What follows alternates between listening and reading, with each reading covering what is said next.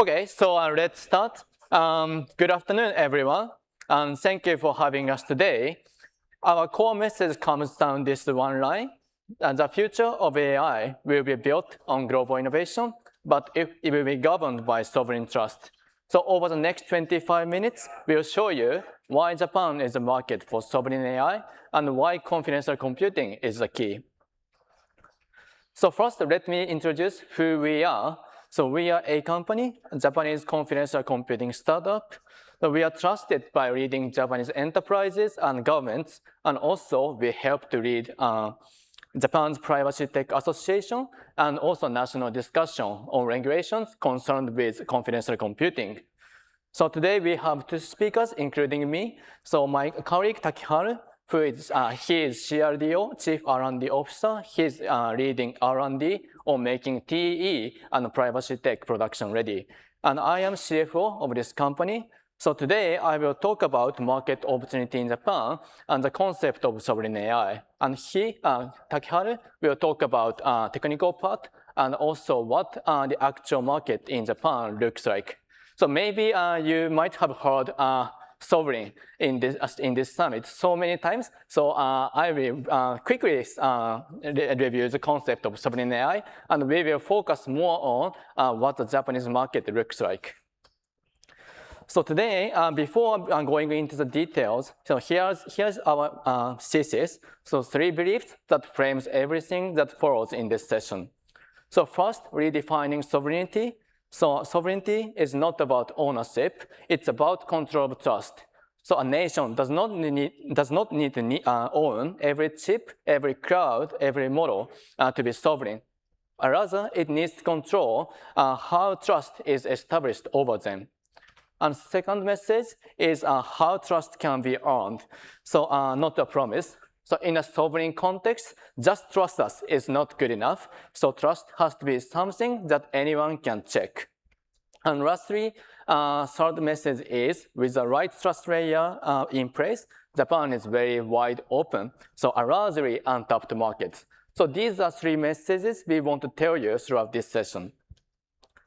So let's start with the global picture. So sovereign AI is no longer a niche policy idea, it's now a global agenda. So governments are framing AI and data as pillars of economic security and national strategy. So in Europe, France is backing Mistral AI as the continent's sovereign frontier model. And Canada has committed $890 million to investment into a sovereign AI supercomputer. In the Gulf, the UAE is building Stargate UAE, a national-scale sovereign AI data center. And lastly, Japan. So Japan has its first national AI plan with around 70 billion investment into AI infrastructure. So please notice what shifted. So previously, the question, so how powerful is the model? It was very important, but now it's where and under whose control does AI run? So this question really matters. And this is what this whole talk is about. So why do we need to pay attention to Japan? So Japan is what I would call a premium trust market. So huge demand, the world's strictest standards for trust, but crucially, the most valuable data is still locked out from AI. So look at the funnel. So Japan's cloud and AI market size is expected to reach around 120 billion by 2029. And about half of this sits in regulated industries like healthcare, finance, and public sectors. And what's important here is the most of the data in regulated industry is still locked out from AI because the data is too sensitive to handle in cloud or AI environment. So assuming that 50% of data is still locked out from AI, the 30 billion market exists. So what is important is this 30 billion market is not a market someone has already taken. It's completely untapped market. So this is the illustrative but rough estimation of the market size sovereign AI can finally reach. So the demand is here, but the real question shifts to, so what does sovereign AI actually require? So sovereign AI isn't one thing. So it's built from 5 components. So computing, infrastructure, model, data, and governance. And when you look at this, so you might think, do we have to need all these 5 components domestically? But so I'd like to ask you, so is it realistic? Or so does every component need the same level of sovereignty? So actually, the answer is no. Sovereignty is not self-sufficiency. So sovereignty is control of trust. And this means different components call for different postures. So sovereignty has a gradient. So computing, infrastructure, and model, for these, you should leverage globally. So the best chips, best clouds, and best models should come from global supply chain. But data is somewhat different. So data is what you should protect domestically. And governance, this is the trust layer, and it's where accountability lives. And this is the true locus of sovereignty.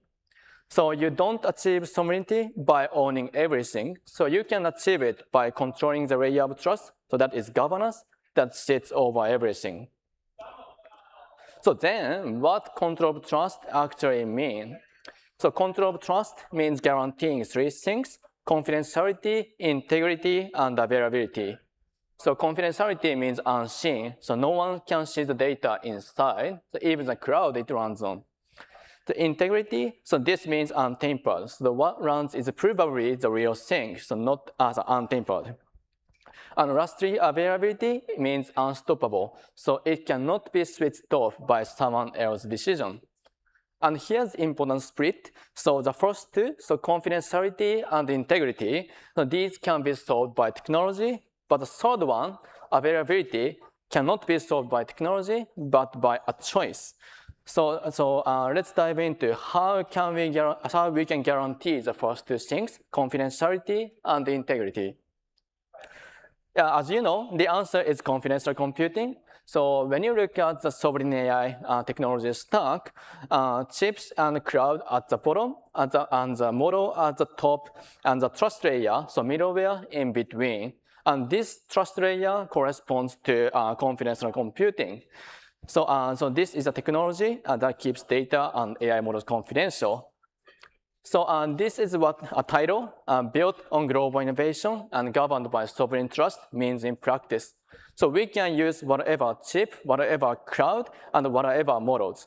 But the so control of trust, the governance, so this is a layer that makes all of these components safe to use on sensitive data.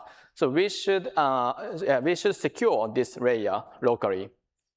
But how does this technology work to secure the data?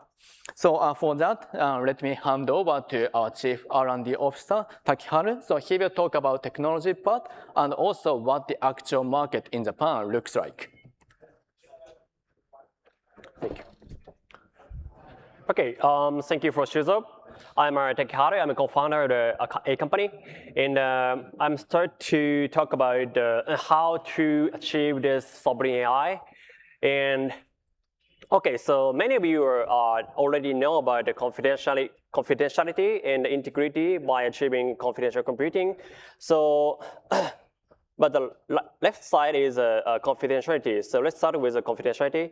So it means the computation runs inside a TEE, so keep data in safe, even while it's used. And not even the cloud provider can see inside. Even an attacker with full admin rights cannot read it in memory. It's instead encrypted. Now the right side integrity, the TEE makes the signed proof. It shows exactly what code is running on the real hardware. And the user check this proof before sending any data. It's remote attestations. And if the code was changed, it's tampered, the check fails. And the data is never sent to this kind of environment. So these 2 hard problems are already solved by the confidential computing, but it's lead to the deeper questions. The question is who verify the verifiers? So here's the problem. So if the attestation process is a bit critical to achieve the sovereign AI, but the verification process is, if the verification process is closed, then this process cannot be trusted, right? So if we need the solution for open verifiability. So if the verification process is open, then the remote attestation process can be truly verifiable.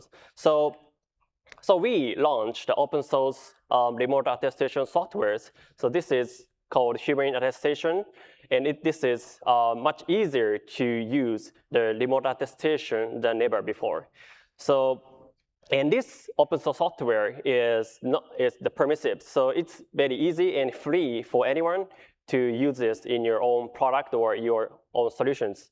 And also, this technology covered with the major TE technologies such as Intel SGX, TDX, and AMD SCB SNP, and NVIDIA confidential computing, and AWS Nitro enclaves. So the QR code is a direct link to our human attestation open source software project page. So if you have some interest, please go to this page. Yes, please. And another situation is the sovereign AI is real in Japan right now, from the chip to the model. So Japanese companies are moving fast. So our trust layer connect them all. So we are the middleware layer. We given the middleware layer in this sovereign AI in Japan. So at the model level, we land the NEC's models. Kotomi is an AI large language model in Japan, and inside the confidential computing environment.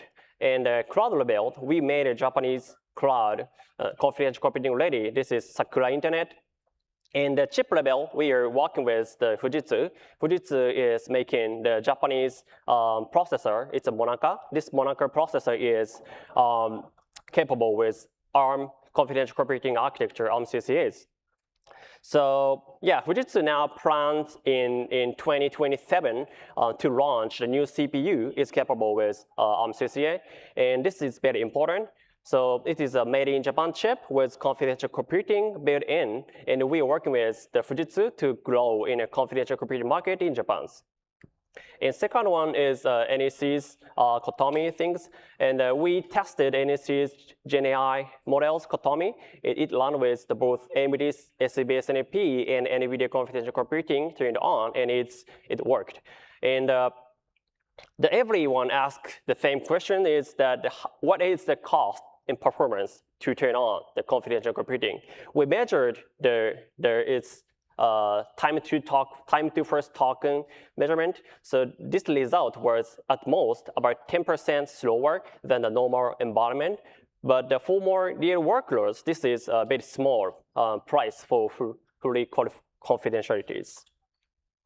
And the third one is Sakura Internet. So Sakura Internet is Japanese cloud platformers, and we tested their Xeon CPUs in H200 GPUs, and we turned on the confidential computing feature in their environment, and then we learned the remote attestations on the real AI workers inside the TE. So this is the full stack. So confidential GPU and a confidential CPU, and verified on the Japanese cloud.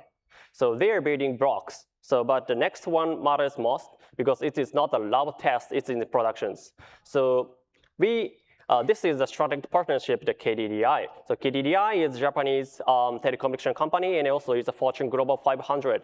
And the data, they hold the data with personal data with 40 million users data. And we process their data inside the TEE in the production levels. And also we have another project that is national security, but the details are classified, but I only say that this only. So we're trusted by the highest levels in terms of confidential computing in the production levels. So let me show this one, KDDI's. So yeah, this is already running in the production levels. And the KDDI run is data collaboration platform on our data clean room backed by the confidential computing TE. And it takes their data from 40 million users, the location data, attribution data, purchase and post data, and then it combines this with the partner company's personal data, and all inside a protected environment, and the raw personal data is never shown to the other side. So this is a very key point. And the output is like a statistical results or AI training or AI inference. And without the confidential computing, this data could never be brought together. So, and this is not just a demo. It's create real revenue, and the combined analysis helps KDDI find the new customers and improve its store strategies. And we will go deeper into this use case in the next sessions from 4 p.m. at the Gold Ballroom. So if this caught your interest, please come and join us. Okay, so the final slide is this. The trust layer is already, but to complete the Japanese sovereign AI ecosystem, 3 gaps remains. So the first one is confidential computing is still not well known. So to the leader here, please market this category with us. So let's grow it together. And the second one is the confidential GPUs are not still available in Japanese regions. So to the cloud and data center providers, please offer confidential GPU in Japanese regions. And the third one is there are very few frontier model providers in Japan right now. So to the model providers, please host your models in the Japanese regions. So the chip, the cloud, model, if we close these 3 gaps together, then we complete ecosystem, sovereign AI ecosystem, and the $30 billion market open for all of us. Okay, so thank you for listening. So if we have some interest to the sovereign AI in Japanese market, so please come to join us to talk with more deeper. Thank you.